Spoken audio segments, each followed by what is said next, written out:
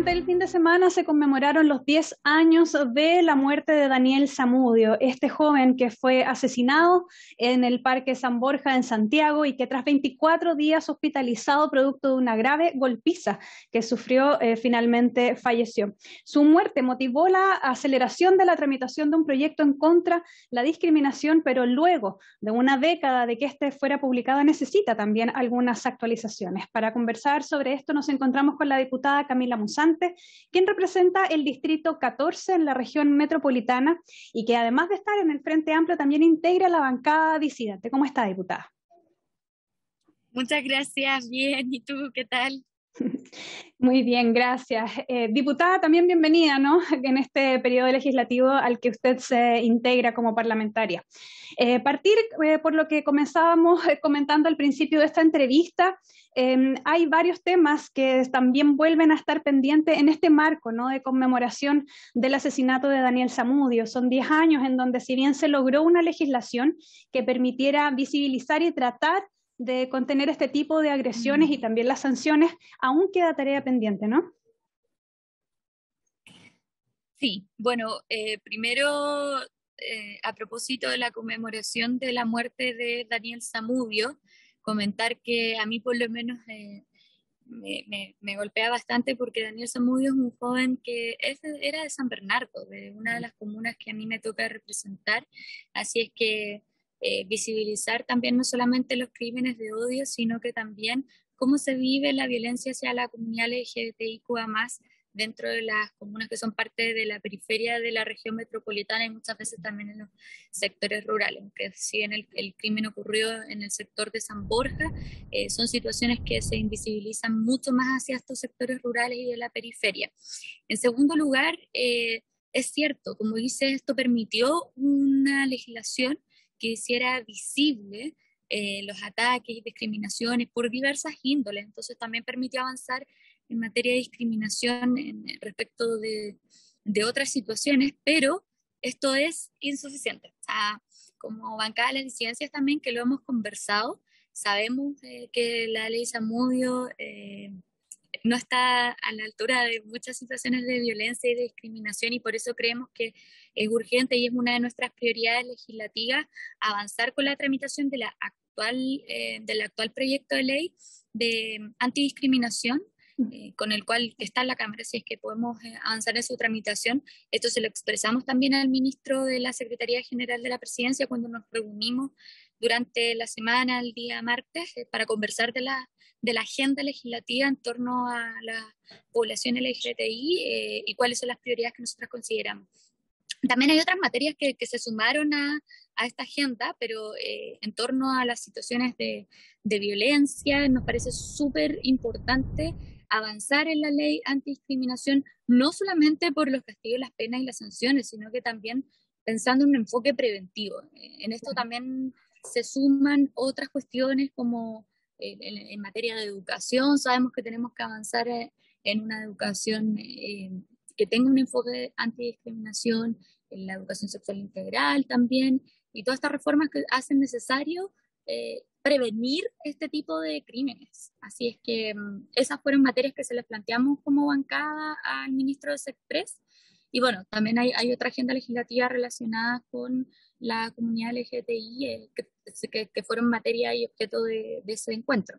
Diputada, centrándonos primero en esta actualización, ¿no?, de la norma vigente actualmente, ¿cuáles serían justamente esos cambios necesarios? Porque al parecer en estos 10 años, cuando se ha tratado de implementar esta norma para poder realizar las sanciones de algunos delitos, esta no ha logrado ser tan fácil de aplicar. Al parecer hay una dificultad en probar que finalmente fueron asesinatos motivados por la discriminación. ¿Cómo se puede avanzar en esa dirección? Sí. Sí, bueno, yo esta es una posición que he sostenido hace bastante tiempo. De profesión yo soy abogada y me ha tocado muchísimas veces dentro del ejercicio de la profesión enfrentar problemáticas en la prueba, sobre todo cuando hay vulneración de derechos por motivo de discriminación, también en vulneración de derechos en situaciones que se encuentran algunas calidad de personas, por ejemplo, el caso de las y los trabajadores frente a las vulneraciones de los empleadores, y así un sinnúmero de situaciones dentro de nuestra actual legislación que hacen casi imposible en los hechos probar, como bien decías tú, que se ha cometido un delito por estos motivos. Y eso tiene que ver mucho con nuestro sistema probatorio y la carga de la prueba. Yo acá soy partidaria, también lo mencioné dentro del espacio del encuentro que tuvimos con el ministro, de que haya una regla que permita la inversión de la carga de la prueba habiéndose acreditado indicios. Este es el principio de la prueba indiciaria que existe en nuestra legislación, se aplica en materia laboral, en particular en el procedimiento de vulneración de derechos fundamentales de trabajadores, y yo no me explico por qué no se pudiese aplicar a una materia donde sabemos que es muy difícil acreditar cuáles fueron los motivos y por ende, finalmente, no, la aplicación de las sanciones queda en la nada, es solamente en el papel, que como al finalmente da esta sensación de impunidad y en los hechos también se produce una impunidad que la gente, sobre todo en la comunidad LGBTI, sentimos que no avanzamos realmente, que avanzamos en tener una legislación que visibilice, pero que los hechos no tienen ninguna consecuencia concreta. Y eso es grave y es algo que hay que inventar.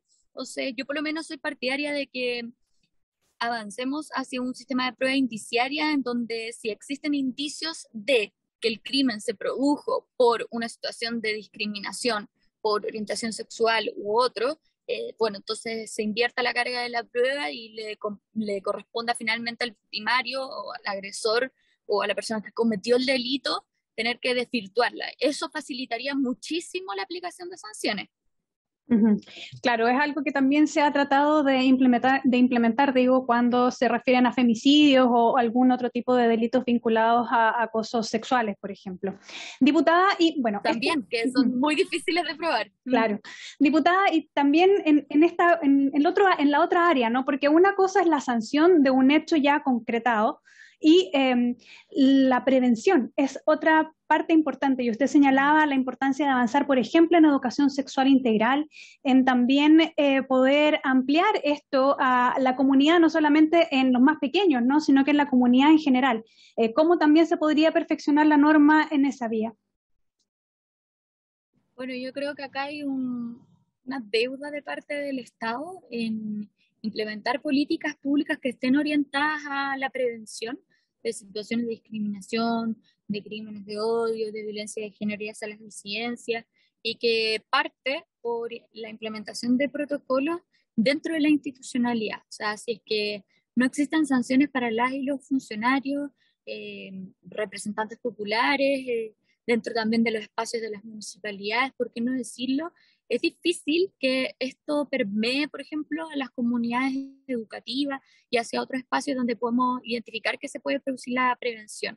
Entonces, que esto también fue una cuestión que salió dentro del espacio del encuentro que tuvimos con el ministro Giorgio Jackson, que es necesaria la implementación de estos protocolos, pero también acá hay que entender que la prevención no solamente va a pasar por educación o por el Ministerio de Educación, sino que tiene que tratarse de manera transversal y de manera, por ende, interministerial, pensando a nivel de gobierno. O sea, acá nosotros esperamos que sea parte de estas políticas públicas el Ministerio de la Mujer, que también ha ido avanzando, o que por lo menos hay una prioridad desde el gobierno y para con la agenda legislativa, también en materias de salud, donde se producen un sinnúmero de situaciones de violencia y discriminación en la atención de las personas trans. Bueno, también ha salido ahí la salud trans como una prioridad en la que hay que avanzar, porque finalmente, si no existe una aplicación de protocolos para las y los funcionarios públicos, ocurren estas situaciones y son muy difíciles de prevenirlas. Entonces, entendiendo que también existe un deber del Estado de hacerse cargo de frenar la violencia hacia la población LGBTI, hacia las mujeres, hacia las personas que vienen de pueblos originarios, o sea, y todos los grupos que siempre han sido más vulnerados en sus derechos y que no se les ha garantizado una vida libre de violencia. Entendemos que tenemos que avanzar hacia allá, pero que no basta con aprobar algunas leyes en materia de educación, sino que es una reforma mucho más profunda y que tiene que permear a toda la institucionalidad. Ujú. Diputada, estos temas llegan al Parlamento también con el recambio, ¿no?, que sufre la Cámara en este periodo legislativo, en donde cerca de 90 parlamentarios finalmente han ido renovando, ¿no?, quienes componen el hemiciclo y también las visiones en eso. Usted forma parte de una generación de jóvenes que llegan también a la Cámara de Diputadas y de Diputados planteando temas que hasta hace algunos años habían estado totalmente invisibilizados en este escenario. Sin embargo, también hay otros sectores diversos con diversas miradas políticas y también de cómo se construye sociedad y comunidad. ¿Cómo siente usted que en este escenario es posible ir avanzando también en estas medidas para aumentar y garantizar los derechos de las disidencias? Es cierto, somos 92 parlamentarias y parlamentarios quienes venimos a renovar el espacio del Congreso. Es cierto que existe hoy día una integración con diversas posturas, algunas radicalmente opuestas las unas de las otras, la forma en la cual como construimos sociedad, cómo vemos el deber que tiene el Estado para con la sociedad, pero yo creo que el ejercicio o la política más bien no se agota en lo institucional. Eh, ¿Qué quiero decir con esto? Que muchos de los cambios se han impulsado desde los espacios ciudadanos, desde la movilización social, y han tenido que terminar discutiéndose dentro de los espacios institucionales, como por ejemplo el proceso constituyente, la variedad dentro del proceso constituyente y la presión de la misma ciudadanía ante que avancemos en estas materias que son súper importantes y que se han puesto por parte de las comunidades como prioritarias, puede permitir que a pesar de la diversidad, de la pluralidad política con la que hoy se integra la Cámara de Diputadas y Diputados, eh, tengamos acuerdos. Yo quiero creer también que los sectores que incluso se han mostrado contrarios o que existen fuertes discriminaciones y situaciones incluso de violencia a diputadas actualmente que integran la bancada de las disidencias, van a entender finalmente que esto se trata de un respeto hacia las personas, que uno no puede estar segmentando en categorías de personas que sí tienen derecho a ser respetadas y otras que no. Así es que confías en que se van a lograr acuerdos mayoritarios para avanzar en estas materias, porque esto no es un planteamiento que surja de un grupo de diputadas o de una generación que venimos a renovar, sino que nosotros somos representantes populares y lo que estamos expresando son las demandas que vienen desde la ciudadanía y que tenemos que empujar desde la institucionalidad. Pero no se agota acá el ejercicio de la política, sino que más bien es una expresión de... Y ante eso yo creo que existen grandes posibilidades de avanzar en esta agenda legislativa. Diputada, y en estos últimos minutos de conversación quería consultarle también por otra de sus banderas de lucha cuando llegó a la Cámara, ¿no? Y tiene que ver con las soluciones, con cómo se enfrenta la crisis climática que vivimos a nivel mundial, pero que también está golpeando fuertemente al país, el tema de la sequía, la escasez hídrica. Si usted mirara o proyectara su labor legislativa en estas áreas, usted está en las comisiones de recursos hídricos y de medio ambiente. Algo que le gustaría que de aquí a 4 años más, cuando termine este periodo legislativo, usted sintiera que sí, hubo un avance y que finalmente se va avanzando en una senda de poder hacer frente, ¿no?, a este escenario mundial complejo. Sí, varias cosas. O sea, en realidad yo levanté un programa legislativo durante mi campaña a la Diputación que contemplaba también medidas de la gestión sostenible del agua.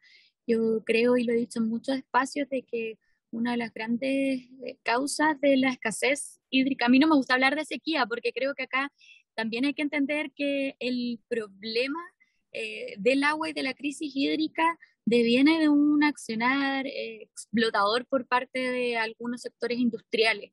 Y eso hay que hacerlo ver. Así es que escasez hídrica es la situación en la que se encuentra nuestro país y creo que mucho tiene que ver con la actual gestión de las aguas. Si bien hay una modificación del Código de las Aguas que fue promulgada el día viernes y en lo que yo creo que vamos a avanzar bastante, como una primera piedra, todavía la gestión privatizada, la gestión que permite que las aguas se administren por un sinnúmero de entes privados, nos tiene en una posición en la que es muy difícil proveer de agua a las comunidades más allá de que se asegure el derecho humano, más allá de que se haya establecido los usos prioritarios que va a otorgar la DGA. Yo creo que también hay una deuda con entender que se tiene que restituir el derecho de las aguas a la tierra. Es algo que se ha dado dentro de la discusión de la Convención Constitucional, pero también que yo esperaría que avanzáramos sin tener que esperar los resultados o la redacción definitiva de ese texto. Así que dentro de la agenda de recursos hídricos tenemos varios proyectos también que toman un poco la agenda de agricultura, sobre la tecnificación de los riegos, sobre la regulación de suelo, entendiendo que las aguas y los suelos no son recursos o no son elementos de la naturaleza que estén como desligados el uno del otro, sino que viendo una visión ecosistémica que es necesaria y como con una mirada más de los ecosistemas para legislar. Tenemos que hacernos cargo de ese elemento de la naturaleza que hoy día, más allá de un proyecto de ley marco de suelos que está dentro del Congreso, no hay ningún otro tipo de regulación que se hace necesaria. Muchas gracias. Eso a grandes rasgos. Claro que sí, es un gran desafío el que se enfrenta este Parlamento y este gobierno, ¿no? Con la situación ambiental que enfrenta nuestro país y el mundo entero. Muchas gracias, diputada Camila Musante, representante del Distrito 14 de la región metropolitana. Que esté muy bien.